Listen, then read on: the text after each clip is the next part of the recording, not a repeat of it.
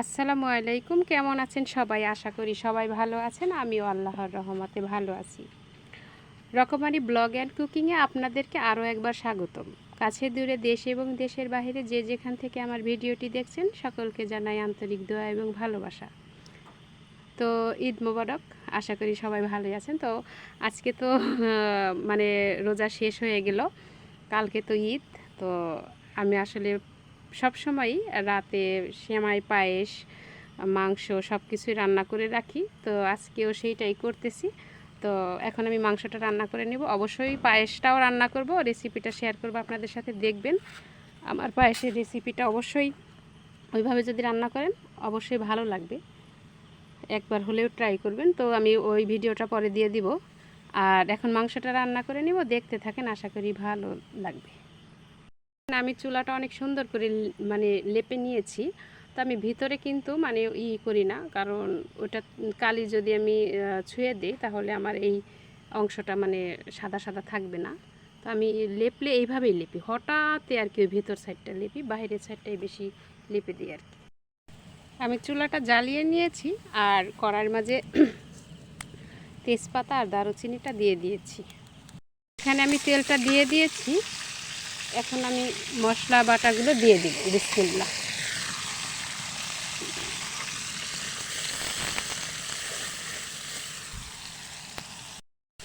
আমার এই ভিডিওটা পেতে হয়তো ঈদের পর হয়ে যাবে, মানে ঈদের পরের দিন বা 2-3 দিন পর এরকম হয়ে যেতে পারে, কারণ আগে করা যে ভিডিওগুলো ওইগুলাই তো আগে ছাড়তে হবে। তো আজকে মানে অনেকেই তো আমি যে কাপড়গুলো তৈরি করে দিয়েছি ওগুলো নিতে আসছে। তো তখন এসে জানেন চুলাটা দেখা সবাই এত প্রশংসা করছে যে এরকম চুলা আসলে আমাদের এলাকায় নাকি নাই, মানে তাই বলে। তো জানি না আসলে, হাতের কাজটা অনেক সুন্দর। আর তার সাথে সাথে যে আমি যে কাপড়গুলো তৈরি করে দিয়েছি তো সকলের মাশাআল্লাহ অনেক পছন্দ হয়েছে। আমি যতগুলো কাপড়ই তৈরি করেছি কোথাও কেউ ভুল ধরেনি, মাশাআল্লাহ সবারই পছন্দ হয়েছে। তো আসলে ভালো লাগে সবাই যখন বলে যে না অনেক সুন্দর হয়েছে কাপড়গুলো তৈরি করা, কোনো মানে ভুল টুল নাই, নিখুঁতভাবেই হয়েছে। তো আসলেই কিন্তু তখন খুব ভালো লাগলো।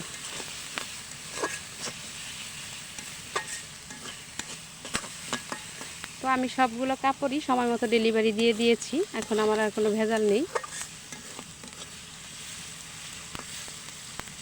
তো এইখানে মশলাটা আমি সুন্দর করে ভেজে নিব। আর এইখানে আমি গুঁড়া মশলাগুলো দিয়ে লবণ দিয়ে হলুদ দিয়ে আর ধনিয়ার গুঁড়া আর মরিচের গুঁড়া এই সব কিছু একসাথে দিয়ে আধা ঘন্টা আগেই মাখিয়ে রেখেছিলাম। আর বাটা মশলাগুলো এই জন্য আগে একটু ভালো করে ভেজে নিচ্ছি।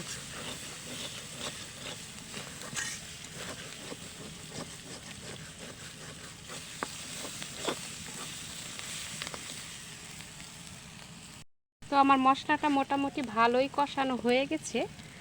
এখন আমি এখানে আলুগুলো একটু কেটে রেখেছি, এই আলুগুলো কাটার সাথে সাথে একটু রেজে দিয়েছি। যে দেখেন এখন রাতের আধারে তেমন বোঝা যাচ্ছে কিনা জানি না, তো এগুলো একটু হালকা একটু কেচে কেচে দিয়েছি আর কি। তো এইটা এখানে এই একটু পানি আছে, এটা সহ দিয়ে দেব।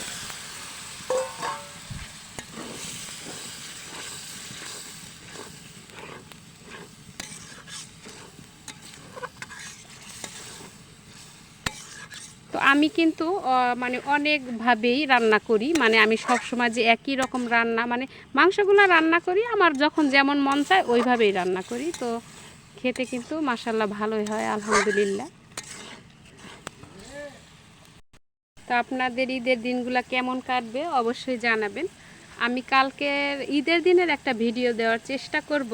সেটা হয়েছে আমার সন্তান, আমাদের মানে দেবর তারপরে ভাসুরের সন্তান, ওদের আর কি দেখানোর চেষ্টা করব। এখন দেখাতে পারবো কিনা জানি না, কিন্তু আমি বলছি যে ওদিন আমার সন্তানদের ভিডিও করে একটা মানে ক্যামেরার সামনে আর কি আনবো ওদেরকে। তো এই ভিডিওর আগে হয়তো ওই ভিডিওটা চলে আসবে। তো এটা কিন্তু ভালো একটু মানে করে নিয়েছি। এখন আমি এই মাংসগুলো দিয়ে দিব।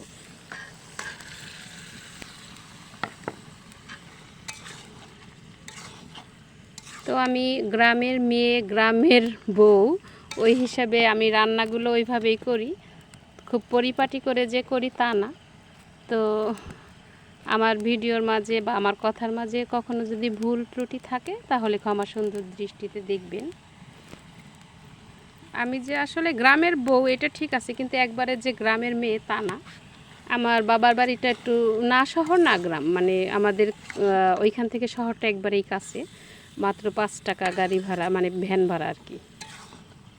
আর এখন মানে আমাদের যে বাড়ির সাথে একদমই মানে কোনো টাকা পয়সাই লাগে না, মানে আমাদের বাড়ি থেকে বেরোলেই মার্কেট সব কিছু হয়ে গেছে, এখন আরও উন্নত হয়েছে।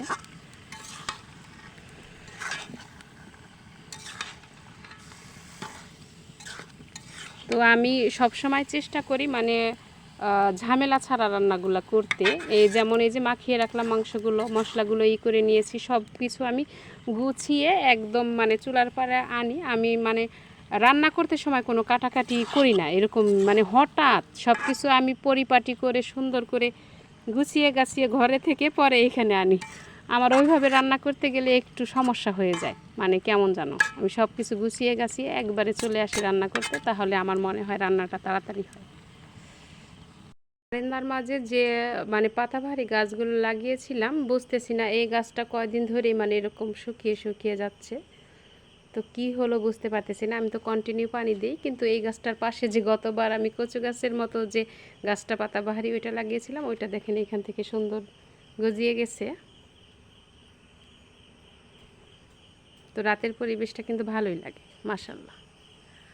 আর আমি মানে ঘরেরও ভিডিও মানে দিব, মানে এখন তো একটু কাজ বাকি আছে, মানে আজকে চাদর টাদর চেঞ্জ করে নিয়েছি, ওটা মানে বিছানো টিছানোর পরে অবশ্যই আর একটা ভিডিও করব। কালকে যে ভিডিওটা করব ওইটার মাঝে হয়তো দেখিয়ে দিব। এখানটায় আমি 3টা বেগুন নিয়ে নিয়েছি। এই বেগুনটা আমি ভাতের মাঝে সিদ্ধ দিয়ে ভর্তা বানিয়ে নিব। আমার ছেলে বলে আম্মু অনেক দিন বেগুন ভর্তা বানিয়ে দাও না, তো বানিয়ে দিও, আজকে রাত্রে খাবো নি। আমি কি আচ্ছা ঠিক আছে।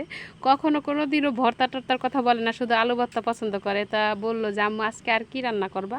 পরে আমি বললাম রাত্রে তো এখন মাংস রান্না করে রাখবো, পরে কালকে দেখি কি কি রান্না করা যায়, আর একটু বেগুন ভর্তা করে নিবনি। পরে হ্যাঁ বেগুন ভর্তাটা অনেক দিন খাই না আম্মু।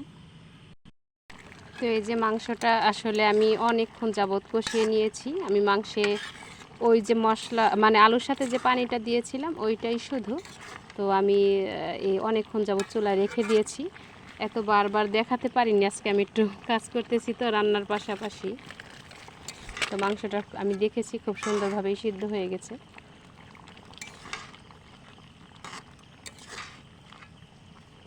তো এইভাবে যদি আপনি মাখিয়ে রাখেন, পরে মৃদু মৃদু আছে যদি রান্না করেন, তাহলে কিন্তু খেতেও ভালো লাগে। আমি এখানে আজকে কোনো ঝোল টোল দেইনি, মাংসটা আমি এইভাবে কষা কষা করেই রান্না করে নিয়েছি।